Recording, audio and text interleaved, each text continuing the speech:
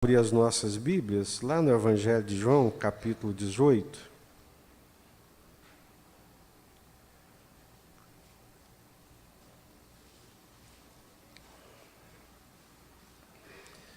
Evangelho de João, capítulo 18, a partir do versículo 28.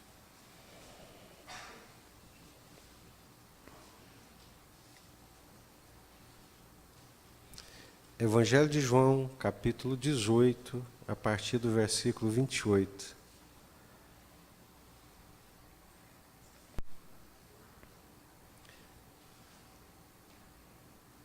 Encontraram? Depois levaram Jesus da casa de Caifás para o pretório. Era cedo de manhã. Eles não entraram no pretório para não se contaminarem, mas poderem comer a Páscoa.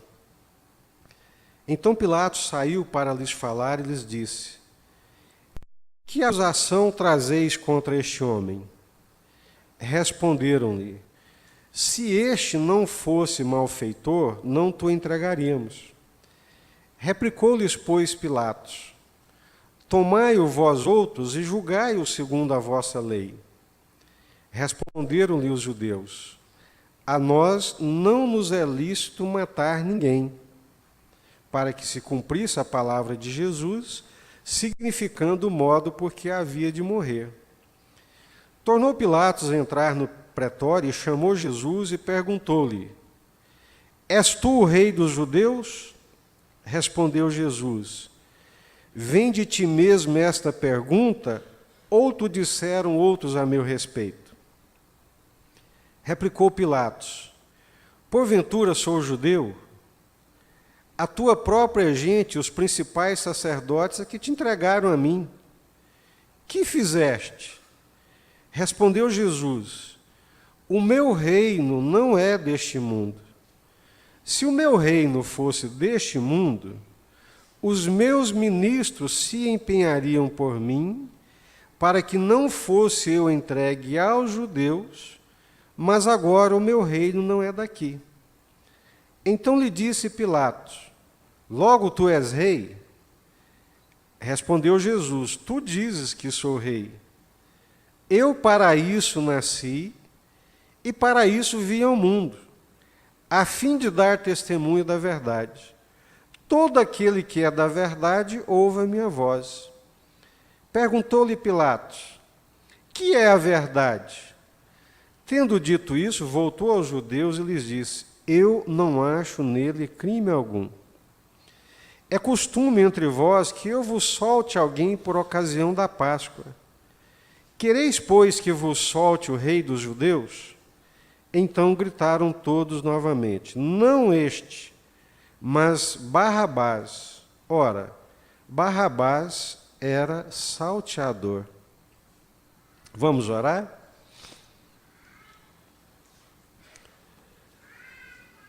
Senhor, nós estamos reunidos aqui em Teu nome, e para a Tua glória e para o Teu louvor.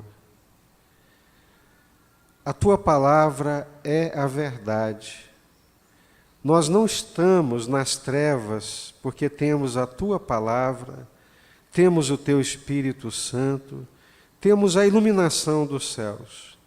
Por isso nós queremos pedir ao Senhor: fale conosco nessa manhã, Senhor. Dá-nos a lucidez que procede do Senhor e da Tua palavra. Precisamos do Senhor, precisamos do Teu Espírito Santo, precisamos da Tua graça. Por isso nós te suplicamos que ninguém saia daqui nesta manhã. Os irmãos que estão aqui, aqueles que nos ouvem e acompanham pela internet, que todos sejamos alcançados pela Tua graça, pela verdade da Tua palavra. É o que nós te pedimos, em nome do Senhor Jesus. Amém?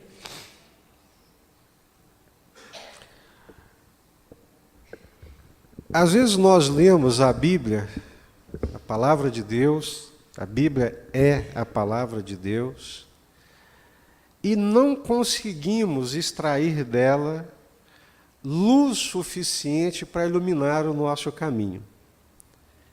e às vezes continuamos confusos e perturbados. Nós acabamos de apresentar uma criança aqui e temos certeza absoluta de que a Bíblia Sagrada, a palavra de Deus, nos ensina como criar os nossos filhos. Amém? A palavra de Deus nos ensina como nós podemos criar os nossos filhos. A palavra de Deus nos ensina como nós devemos conduzir o nosso casamento. O fato de nós termos a palavra de Deus, temos ela à nossa mão, ela ser a luz de Deus, a verdade de Deus, não implica que nós vamos ter um casamento perfeito, filhos perfeitos, mas pelo menos nós temos uma referência, nós temos uma luz, nós temos uma direção. Então, a palavra de Deus, ela me ensina como eu devo criar os meus filhos. A palavra de Deus me ensina como eu devo tratar a Márcia, minha esposa, como eu devo tratar o Samuel, meu filho, homem, como eu devo tratar a Débora, minha filha, moça, como eu devo tratar os meus irmãos aqui da igreja, como eu devo tratar os meus colegas de trabalho, quando eu trabalhava, era professor na universidade. A palavra de Deus, ela nos orienta, ela nos dirige, ela nos direciona. E a palavra de Deus também nos ensina como tratar com os poderes desse mundo. A palavra de Deus nos orienta. E eu fico assim, angustiado quando chega essa época de eleição, porque eu vejo tanta perturbação no meio dos crentes que às vezes eu fico assustado. Parece que os crentes são mais perturbados nessa época do que os outros. Parece que a luz da iluminação da palavra de Deus, ela se exaure.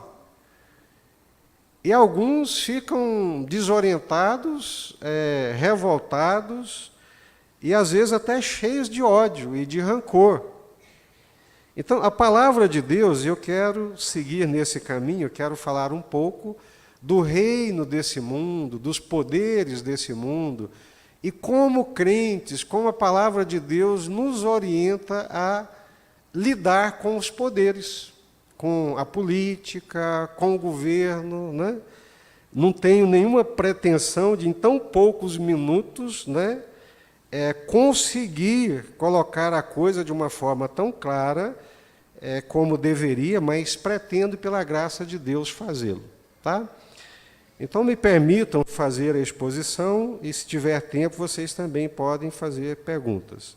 Então, a primeira coisa que nós lemos no texto aqui é que o Senhor Jesus nasceu e veio a este mundo para ser rei. Então, o nosso rei, o nosso governador, o nosso príncipe, o nosso Senhor é o Senhor Jesus. Amém?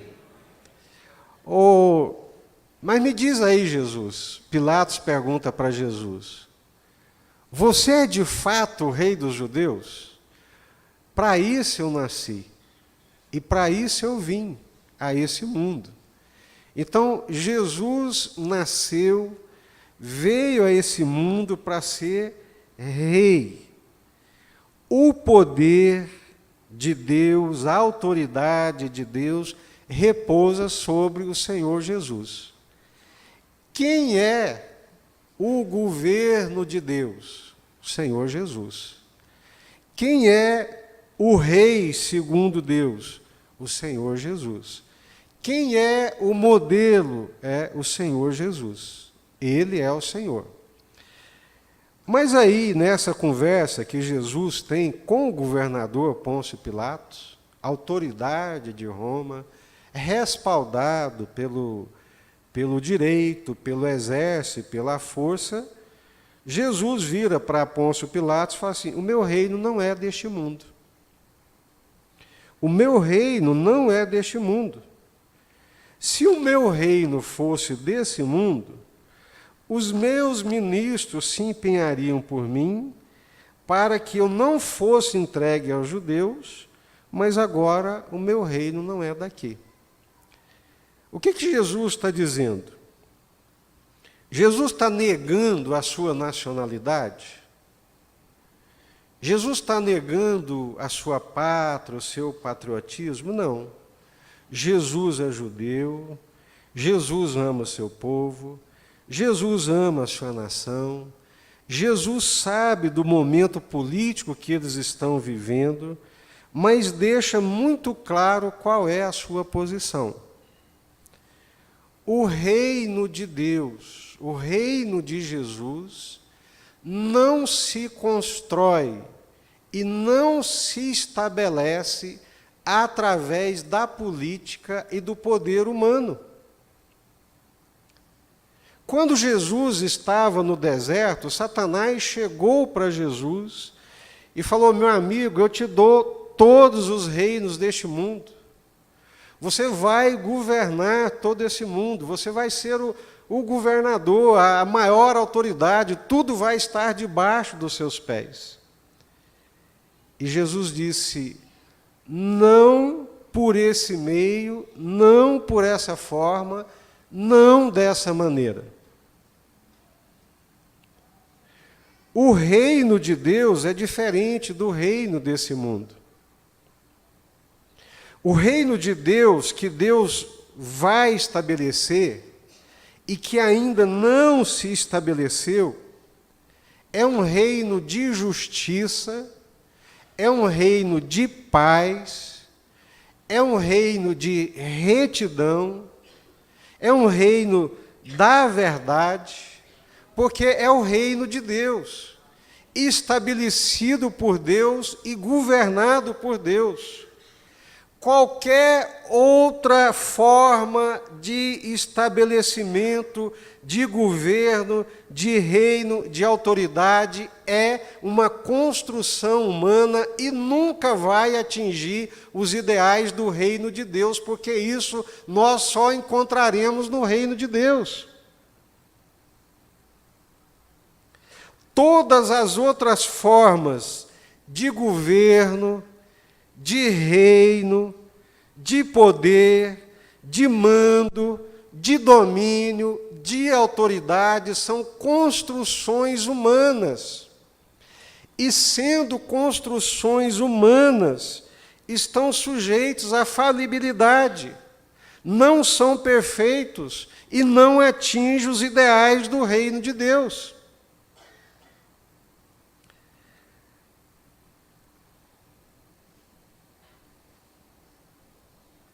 A igreja de Deus é o povo de Deus, não é? Nós somos o povo de Deus na terra, não é verdade? E a própria igreja, para se governar, ela tem um governo perfeito? Não tem. A própria igreja, irmãos.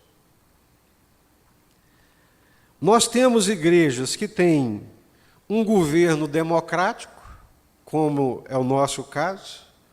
Nós temos igreja que se governa por uma democracia representativa, um conselho eleito pela congregação e que governa a igreja.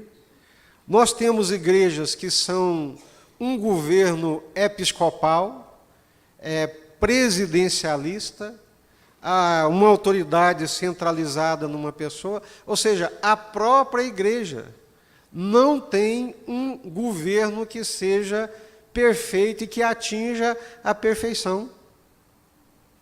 Nós enfrentamos nossos problemas e as nossas dificuldades, e todas essas formas de governo têm coisas boas e coisas ruins. O que dizer lá da política, dos homens, lá fora, com outros interesses que não são os interesses do reino de Deus? O que eu quero dizer com isso? Preste atenção. nenhum político, nenhuma ideologia pode asseverar e chegar a dizer: esse é de Deus ou esse é do demônio. Nós não precisamos disso, irmãos. Nós precisamos é de lucidez. Nós precisamos é desse entendimento. Nós somos iludidos e enganados aí. Por que nós somos iludidos e enganados? Hoje de manhã, peguei lá o censo do IBGE, o último levantamento religioso do Brasil. Nós somos 65% de católicos, 22% de evangélicos. Isso dá o quê? Quantos por cento? 87%. 90% da população brasileira, ela é baseada em ideais cristãos, em valores cristãos. Qual político, só se for doido, varrido, vai chegar e vai se colocar contra esses valores?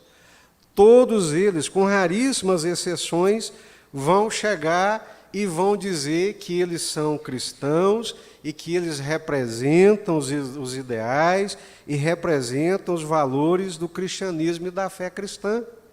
Isso não é verdade. E nós não precisamos disso. Nós não precisamos, para votar em alguém, ele dizer para nós que ele é de Deus. E para não votar em alguém, o outro não precisa dizer que ele é do diabo. O Evangelho está acima dessas coisas, é que eu estou tentando lhes dizer. Então, Jesus está ali, tem os religiosos de plantão, tem o governo de Roma, tem o poder estabelecido, e Jesus chega e diz: o meu reino não é deste mundo.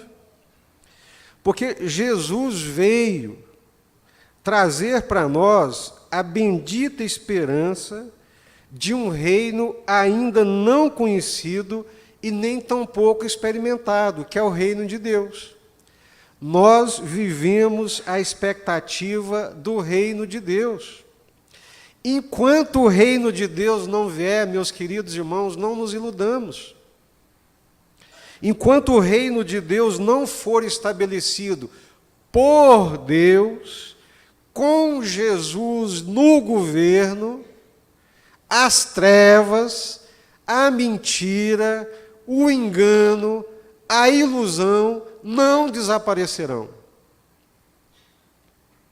Essa indignação que toma conta do nosso coração, a nossa revolta com a injustiça, por causa da injustiça, da corrupção, esse anseio só vai ser preenchido no nosso coração quando o reino de Deus for estabelecido. E quando Jesus governar. O reino de Deus e o reino dos homens. Pilatos é um governador. Pilatos tem autoridade. As autoridades religiosas têm poder e têm autoridade, eles estão no governo, mas não representam os desígnios, os valores do reino de Deus. Eu acho que quem representa os valores do reino de Deus é Jesus.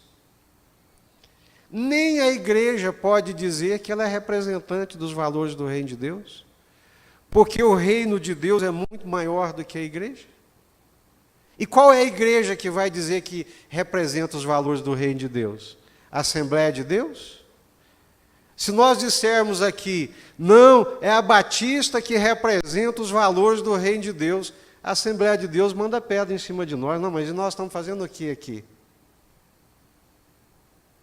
Então, é nesse meio que nós temos que, com muita lucidez, com o coração pacificado, fazer as nossas escolhas. Para você votar num candidato, você pode votar nele tranquilo, em paz, sossegado, ninguém precisa te convencer que ele é de Deus ou que ele é do diabo para isso. Basta lucidez, entendimento, compreensão, né, para a gente poder fazer as nossas escolhas com tranquilidade. Não há nenhuma construção humana capaz de alcançar a justiça e a verdade. Não há nenhuma construção humana capaz de nos oferecer a paz que almejamos, a não ser a proposta do anticristo. Quando nós depositamos a nossa esperança numa solução econômica, numa solução política, nós estamos acreditando na proposta do anticristo. Aí é onde vai residir o perigo. Eu, graças a Deus, Deus me deu a graça, irmãos. Eu acho que Deus me fez passar por os caminhos que eu passei, conviver com quem eu convivi, tantos anos na vida acadêmica, a formação que eu tive. E eu dou muito graças a Deus que, mesmo diante de tudo isso, eu entendi e fiz uma escolha. A minha escolha é o Evangelho. O Evangelho é a resposta de Deus para todos os anseios do coração humano. O problema, eu entendi que o problema do ser humano não é econômico. O problema do ser humano não é a pobreza. O problema do ser humano é viver longe de Deus e separado de Deus. Esse é o problema do ser humano. E a resposta para o anseio do ser humano, a resposta para esse anseio, é Deus quem dá na pessoa do seu Filho amado Jesus Cristo. Quem tem Jesus, irmãos, dentro do seu coração, ele vai viver em paz e pacificado em qualquer situação. Se o regime aqui fosse um regime socialista, eu acharia bom, de opressão, de dominação, de cerceamento da liberdade? De jeito nenhum. Mas eu deixaria de ser crente? Eu deixaria de ser um servo de Deus? Eu deixaria de ter a alegria do Espírito Santo por causa do regime de governo? Se aqui fosse um regime liberal, de livre iniciativa, 100% capitalista, atropelando os pobres, a lei natural das espécies aplicada, o forte sobrevive, com base no mérito, com base na capacidade, eu deixaria de ser um servo de Deus? Ou seja, acima dos regimes, acima das ideologias propostas, está o Evangelho. Está Jesus, o nosso Senhor, o nosso Salvador. Amém? Essa discussão toda, né, que a gente vive hoje, é porque, graças a Deus, nós vivemos num país democrático. Graças a Deus, nós vivemos num país democrático que essas coisas podem ser discutidas. Um monopólio de poder não é saudável. Graças a Deus que nós fomos livres daqueles poderes absolutistas, daqueles governos absolutistas, e veio a democracia que nos permite fazer escolhas.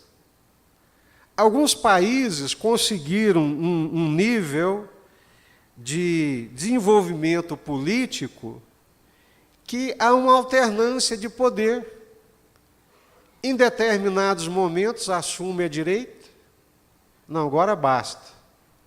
Depois eles elegem a esquerda. Governa por um tempo, não, a esquerda está muito exagerada, vamos voltar para a direita. E vai balanceando, vai equilibrando. lembrando que os extremos são perigosos.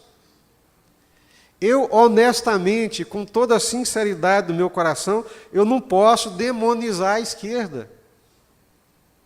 Porque grandes conquistas sociais que nós temos é advinda da militância e da luta das esquerdas.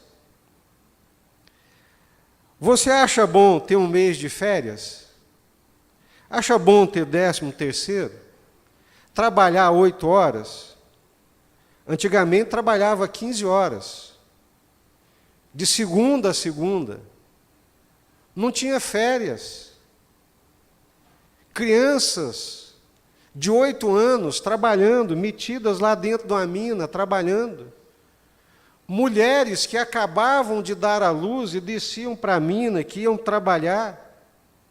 E quem foi que trouxe esses direitos? Não foi crente, não foram os protestantes, mas foi a militância esquerda, que viu nisso injustiça. E que não era justo um ser humano morrer com 40 anos de idade de tanto trabalhar. E que dava para conciliar, para adequar as coisas, para todo mundo viver mais ou menos bem. Agora, uma esquerda extremada produziu o stalinismo, que matou 20 milhões de pessoas. Uma esquerda caudilhista, translocada, sem ideais definidos, caudilista, populista, produziu o que nós estamos vendo aqui na Venezuela, na Bolívia. Em termos teóricos, filosóficos, isso não tem nada a ver com os ideais da esquerda. Agora, vai me dizer que a direita produziu o reino de Deus? A direita produziu o fascismo, a direita produziu o nazismo. E qual era o discurso da direita? Deus, família e propriedade. Produziu o nazismo. Extremos são extremamente perigosos. E quando nós perdemos de vista o reino de Deus, o nosso Senhor Jesus, aí nós ficamos desorientados, ficamos à mercê dos famosos fake news. É impressionante, irmãos, a quantidade de fakes e de coisas que são produzidas intencionalmente e que são divulgadas intencionalmente, que tem uma intenção, não é ingenuamente, é intencionalmente, tem muita maldade nesse meio, tem muita maldade, tem muita injustiça. E nós precisamos, como servos de Deus, como povo de Deus, ter paz e tranquilidade, um coração pacificado, para poder entender que, acima de todas as coisas, Jesus continua sendo o Senhor, estabelecido por Deus, que tem toda a autoridade e todo o poder. O Senhor continua no lugar de onde nunca saiu e nunca vai sair, assentado num alto e sublime trono. Amém? O Evangelho não é nem de direita e nem de esquerda. O Evangelho está acima de qualquer posição política, partidária e ideológica. Até a título assim, de brincadeira, e a gente conta isso brincando, nós estamos lá na Serra da Mesa, e entramos dentro da canoa, eu acho que até o Lohan estava esse dia. Entramos dentro da canoa, à noitinha, e fomos pescar. E estava ali todo mundo conversando, e conversa vai, conversa vem. Saiu a história dos gays, dos homossexuais, essa coisa toda. E um irmão muito bravo, e que andava armado, e não sei o que mais, e que atirava, e que matava. Nós voltamos para o rancho. Aí um perguntou para o outro, como é que foi a pescaria? Rapaz, tinha um irmão bravo demais dentro da canoa, queria matar os veados, tudo, quase que eu pulei dentro d'água.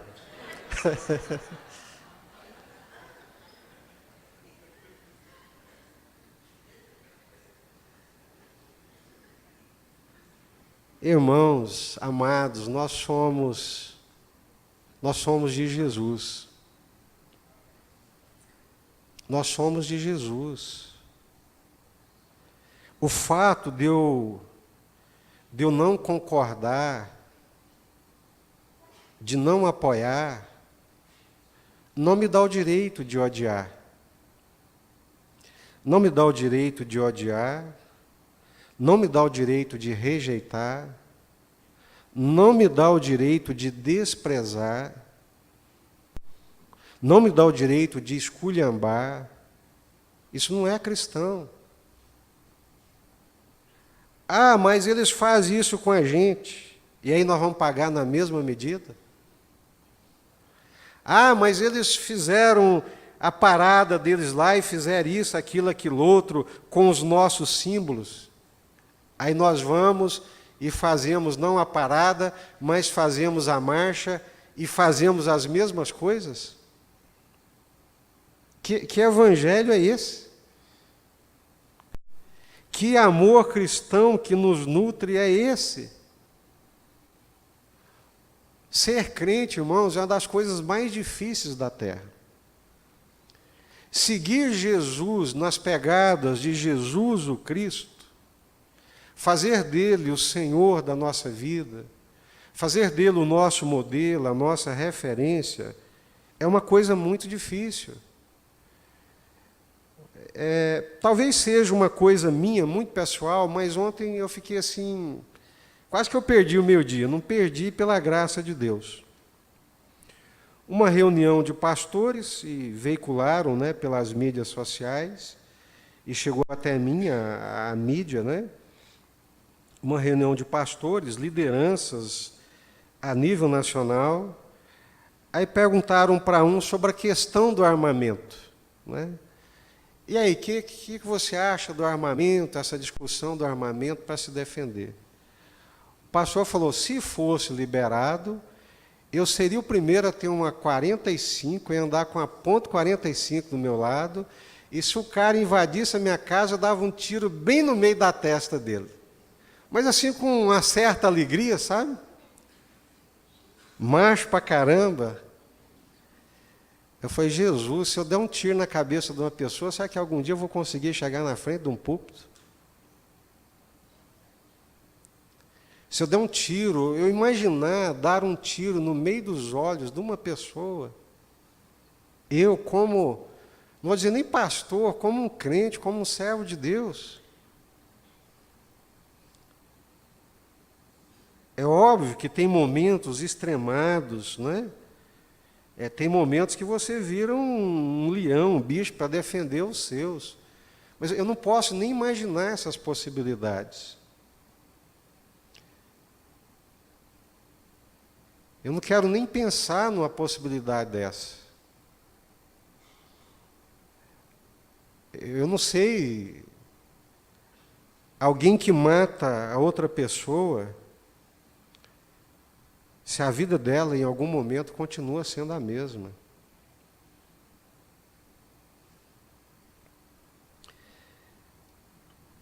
Tem situações extremadas, tem momentos extremados, isso é óbvio que acontece, mas a gente ora para que nunca aconteça.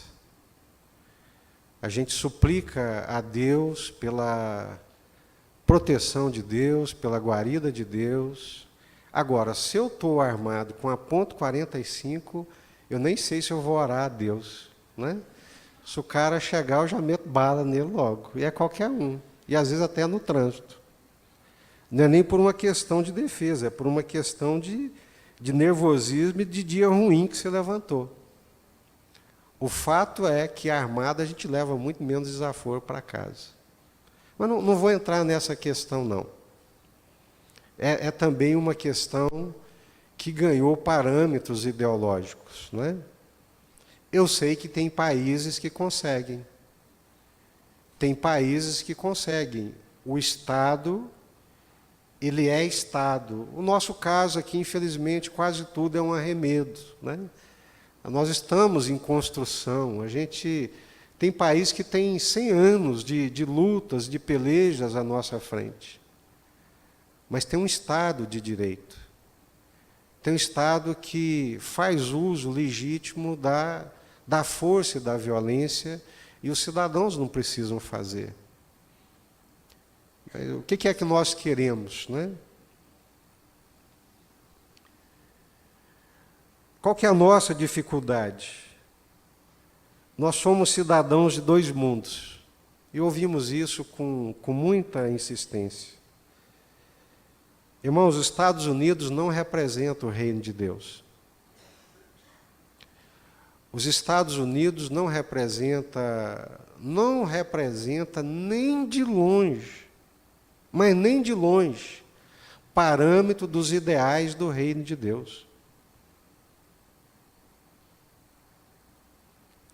Tem bons crentes lá, tem irmãos que deram a sua vida, mas enquanto construção política, paradigma de sistema político e econômico, os Estados Unidos não representa os ideais do reino de Deus. Eles acham ideologicamente que representam. E tem um conceito sociológico chamado de destino manifesto, que os Estados Unidos, por muito tempo, acalentou a ideia de que eles eram o Israel de Deus na terra. Como se fosse a nação de Deus na terra. Não. Isso é uma ilusão, isso é um engano. Não existe uma nação que seja mais de Deus do que outras na face da terra.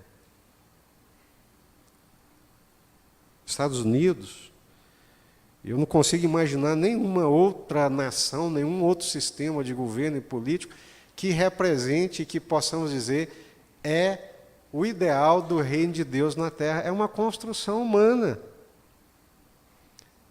E toda construção humana. Então, o que nos acalenta é a expectativa da vinda do reino de Deus, do reino de Jesus. Ok, pastor, concordo, mas e aí? Nós estamos aqui no Brasil, somos cidadãos brasileiros, vamos ficar de braço cruzado e alguns dias só orando? Como se oração fosse uma coisa de menos, né? A gente tem que orar e tem que agir, é verdade. Então, como é que a gente se porta, né, no meio de uma situação dessa? Primeiro, não se escandalizem comigo, por favor. Eu dou graças a Deus porque o Brasil é um Estado laico. Se o Brasil não fosse um Estado laico, se ele fosse um Estado religioso, ele seria de que religião? Né? Você gostaria de ter aqui no Brasil um Irã evangélico? Com Silas Malafaia esbravejando e xingando todo mundo, como representante desse Estado evangélico? Eu não queria de jeito nenhum, Deus me livre. E nenhum outro líder evangélico. Eu não sonho com um Irã evangélico, com um Brasil evangélico à semelhança do Irã. Mas eu, como cidadãos dos céus e cidadão do Brasil, eu sonho com um país que respeite a todos. A mim, nos meus ideais evangélicos, católico nos seus ideais evangélicos, os espíritas nos seus, e assim por diante, irmãos. Nós temos que aprender a conviver com os diferentes, como servos de Deus e como povo de Deus. Aí, nesse momento, saem tantos vídeos, né? Um pegou o texto de Deuteronômio e fez uma hermenêutica mais distorcida que se possa imaginar. Primeiro, o Brasil não é Israel de Deus. O Brasil não é uma monarquia, o Brasil não é uma teocracia. Graças a Deus que o Brasil é uma democracia, que está em construção, que tem todas essas dificuldades, infelizmente, por maus governantes, por más escolhas, mas vai melhorar. Se a gente orar e participar corretamente, vai melhorar. Amém? Vai melhorar. Não é o fato de eu crer no reino de Deus e esperar o reino de Deus que me deixa sem esperança em relação ao mundo dos homens e à construção do governo humano, não de forma alguma. Então, como é que nós nos portamos como cidadãos de dois mundos? Primeiro, lucidez, paz, coração pacificado, coração de Jesus, participante, efetivo. De que forma? Com meu voto. A maior arma que eu tenho hoje, graças a Deus por ela, é o voto. O voto é uma grande arma que nós podemos usar para abençoar o país e para abençoar a nação como um todo. E nós não precisamos, irmãos, querer ficar convencendo uns aos outros, querer impor sobre os outros, ou deixar que outros imponham sobre nós. Nós somos seres humanos, inteligentes, criados à imagem e à semelhança de Deus. E não precisamos, preste atenção, sacralizar e nem demonizar. A política é a política dos homens. A construção aqui embaixo não é a construção do reino de Deus. A do reino de Deus é a construção de Deus, a construção de Jesus que está garantida e que vai acontecer. Enquanto não chegar esse tempo, nós vamos pelejar aqui. Vamos participar, vamos votar. Eu não sei se vocês conhecem a nossa história batista, mas os batistas foram os que mais defenderam, inclusive na Europa e nos Estados Unidos, a constituição de um Estado laico. Para quê? Para que ninguém fosse perseguido. E para que o Estado não fosse aparelho ideológico de ninguém. Nem aparelho ideológico de ninguém, que graças a Deus, Deus nos livrou, né, de uma estrutura montada para aparelhar e se apoderar do Estado. Deus livrou a gente e vai continuar livrando. Para que o Estado não seja posse de ninguém. Para que o Estado não seja compadrio de ninguém. Que Deus nos ajude, irmãos. Nós ainda vivemos muito debaixo dessa ideia de benfeitoria, de compadrio, de coronelismo, de caudilismo, de chefe, de representante. Gente, nós somos seres humanos iluminados pelo Espírito Santo e que temos a palavra de Deus. Nós temos a palavra de Deus. Então, os batistas sempre lutaram por essa liberdade religiosa. Os batistas defendem a liberdade religiosa. Ah, o fulano é macumbeiro. Ué, mas se ele quer ser, ele tem o direito de ser macumbeiro. Ah, o fulano é gay. Mas se ele quer ser gay, eu vou matar ele porque ele quer ser gay? Ah, fulano é isso, aquilo, aquilo. Gente, nós somos seres criados por Deus, livres, com capacidade de escolha. Eu não quero que ele imponha sobre mim o aparato ideológico dele, mas por que eu vou querer impor o meu sobre ele também?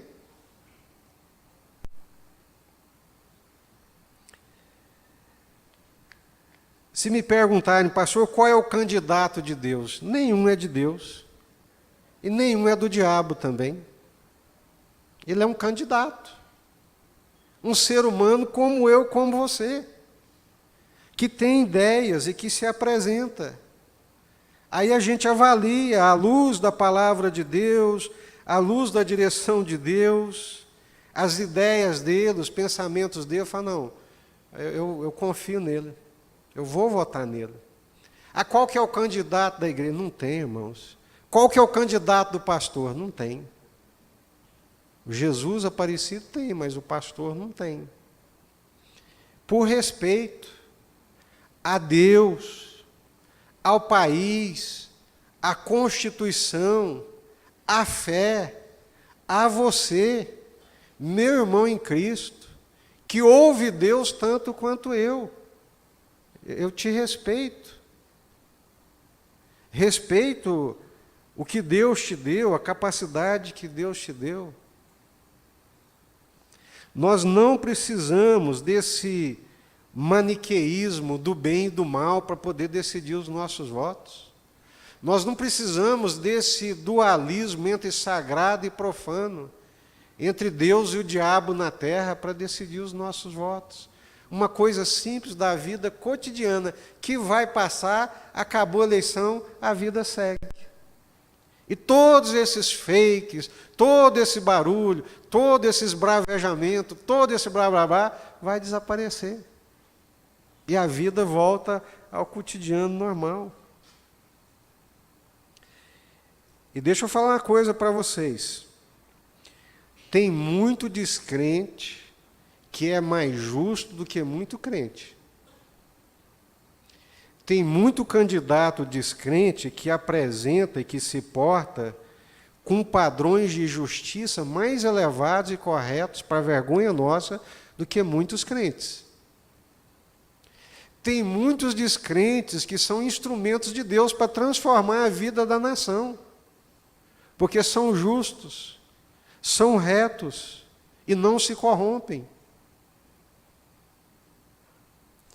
Deus pode usar um descrente para exercer a sua vontade. Mas aí nós ficamos assim tão dopados, né?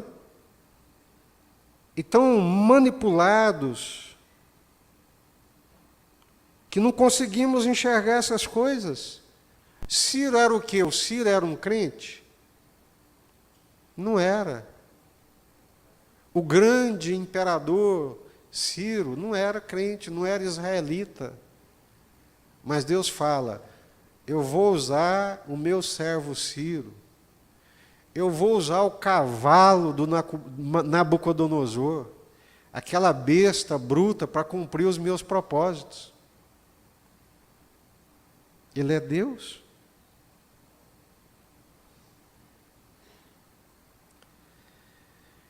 Deus pode usar um descrente para exercer a sua vontade. Devemos orar o tempo todo, é bíblico, pela nossa nação, pelos nossos governantes, e fazer as nossas escolhas. Amém? Glória a Deus. Querem me fazer alguma pergunta? Pelo amor de Deus.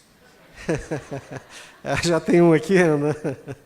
Ah, cadê? Nós temos o microfone aí? Nós temos já 2 perguntas aqui. Pode falar, Ana, eu te traduzo aqui. Uhum. Isso. Uhum. Ok.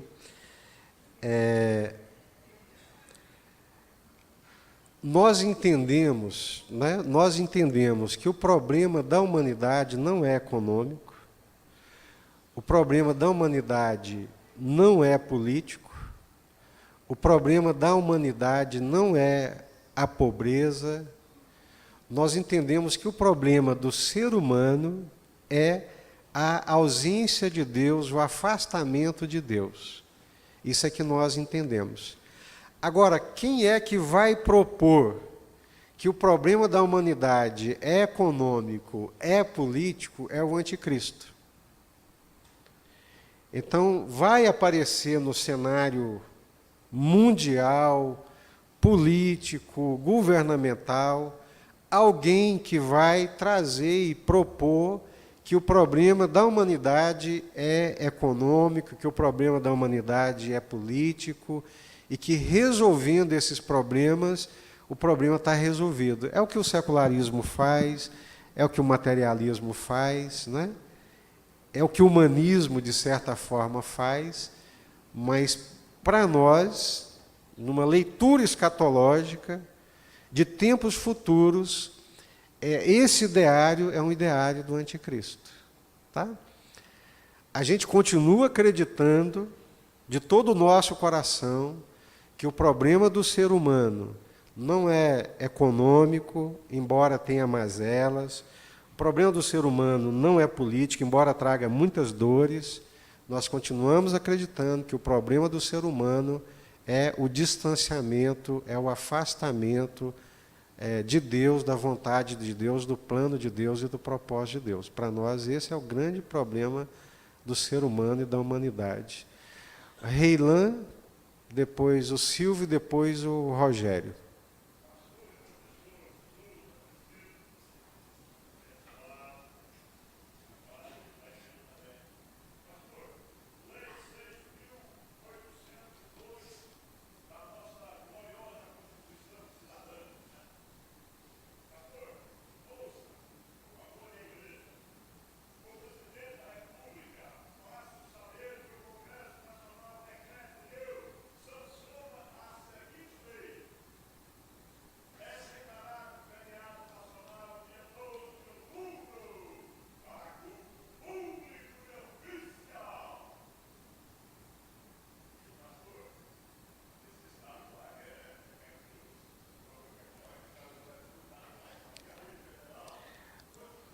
Assim como foi declarado o dia dos evangélicos, né?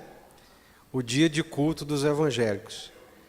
Então, perfeito.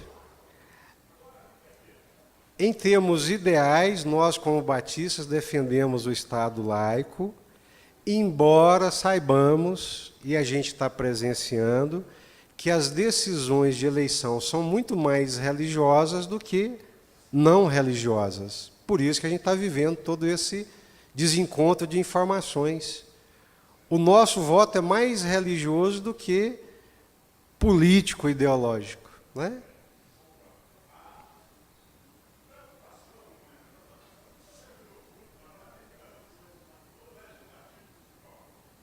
Isso.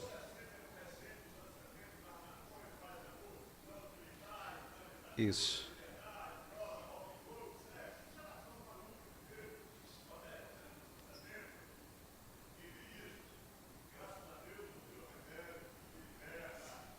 Amém. Glória a Deus. Amém. Podemos ouvir os outros? Aham.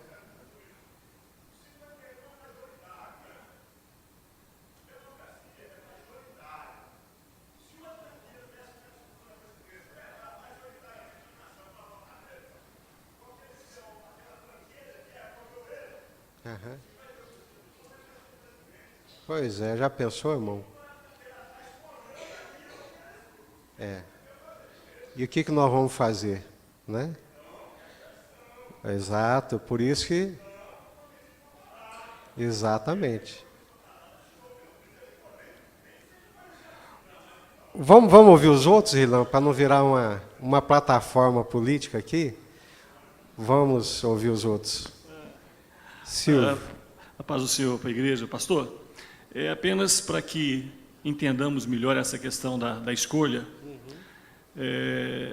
Lógico que nós vamos fazer filtro, né, para poder fazer a nossa escolha. Uhum. E dentre esse filtro, é importante que tenhamos a consciência de não votarmos em partidos que têm a ideologia do anticristo, né, que aprovam determinadas coisas que, no nosso conceito cristão, não deveriam ser aprovados, enfim, né, mesmo que lá na frente sejamos enganados, mas pelo menos o princípio dessas pessoas, elas não deveriam se enquadrar um pouco dentro do que diz a palavra de Deus? Com certeza. Agora, é muito importante o que eu disse aqui, e é verdade. Não podemos nos iludir, e eu digo isso aqui na luz de Deus, achando que pelo fato de ser direita é de Deus, porque isso produziu o nazismo na Europa, na Alemanha, e produziu o fascismo na Itália, e não podemos achar a priori que pelo fato de ser esquerda é do diabo. Então, esse filtro é preciso ter. Porque você vai encontrar pessoas e pessoas. Eu conheço muitas pessoas crentes, tementes a Deus, crentes de verdade, que estão em partidos de esquerda. Como conheço também pessoas que são crentes de verdade, que estão em partidos de direita. Então, me parece que a polarização, né, os extremos e a demonização e a sacralização de um ou de outro é onde a gente tem que ter muito cuidado. E tem que orar mesmo e fazer essa avaliação assim com muita graça e muita sabedoria de Deus. Rogério? Pastor, prestando bem atenção, né, que nesse momento muito esclarecedor, logo no início, em cima do dado do censo, Sim. nós sabemos aí, digamos que 80% da população tem princípios cristãos. 87%. E que os candidatos não seriam loucos de manifestar publicamente na sua plataforma de campanha Qualquer coisa que fosse propostas contrária. que fossem contrárias, né? Aham. Só que eles estão apostando na nossa indiferença com o envolvimento político, estão apostando na nossa ignorância política, no nosso desconhecimento político, na Perfeito. secularização, Sim.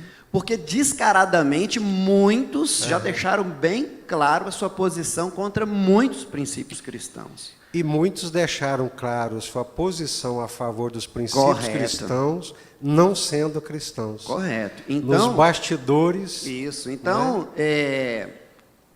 eles estão escancaradamente, não estão dando muita bola para essa questão, não.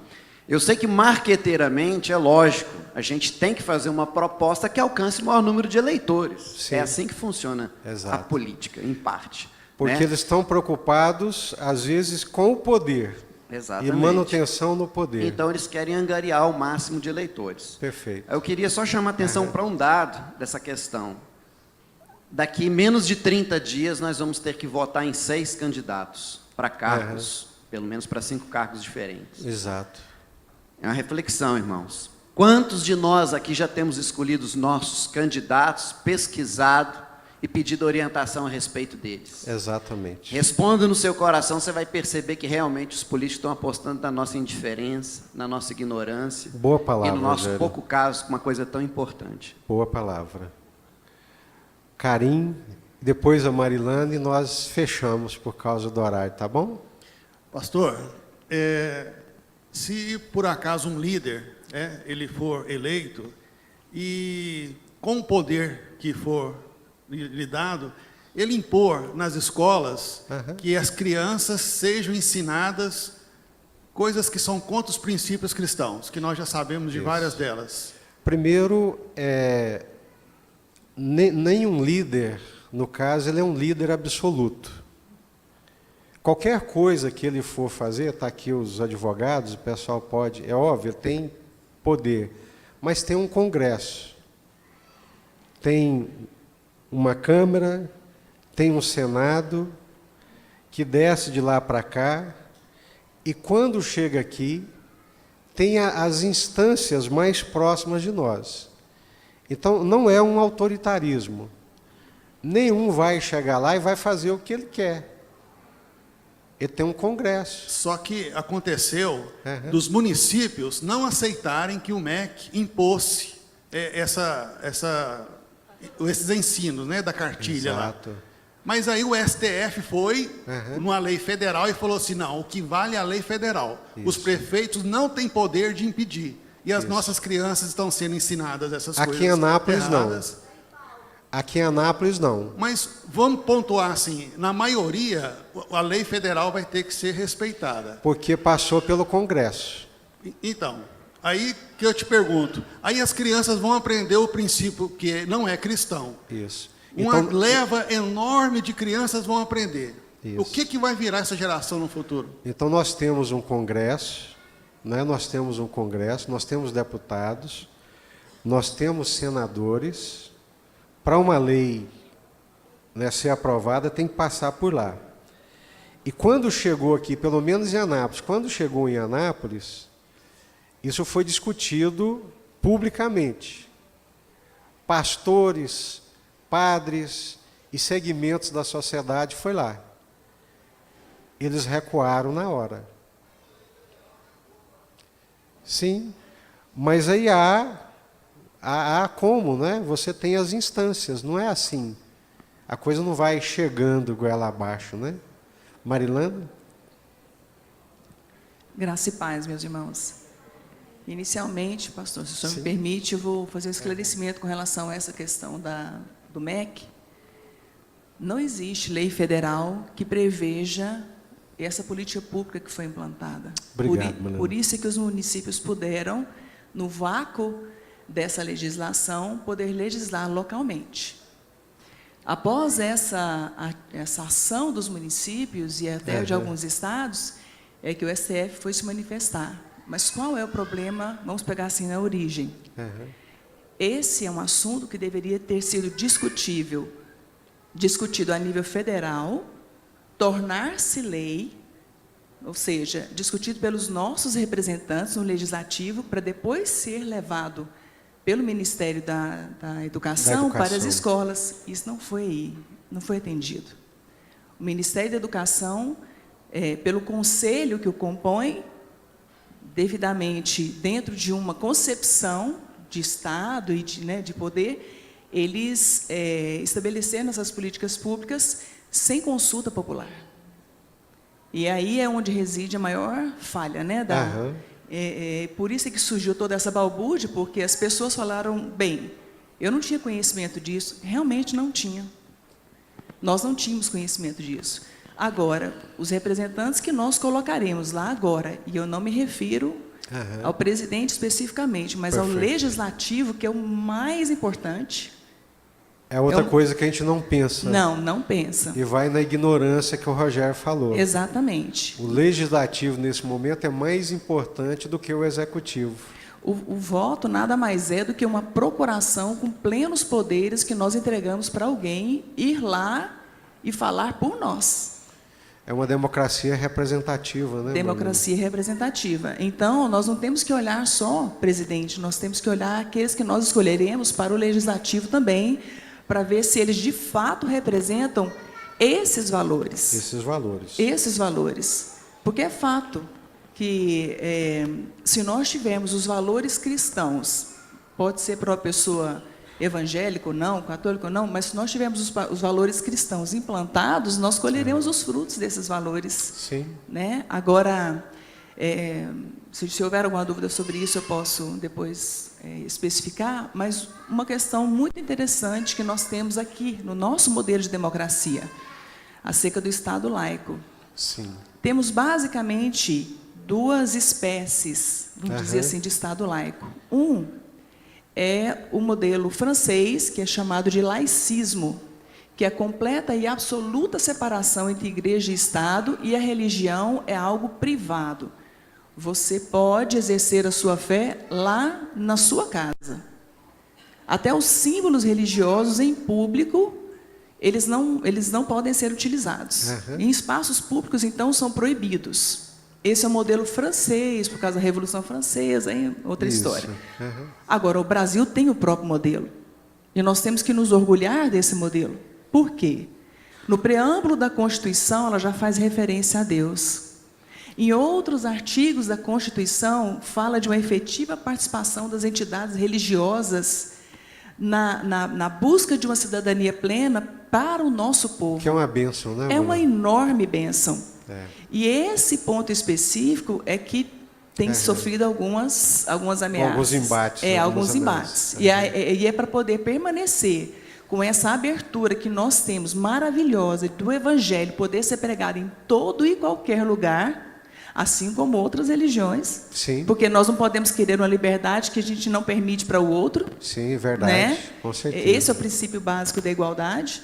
Mas nós temos um tesouro e ele está sendo sufocado por causa de um modelo que não é o nosso, é europeu.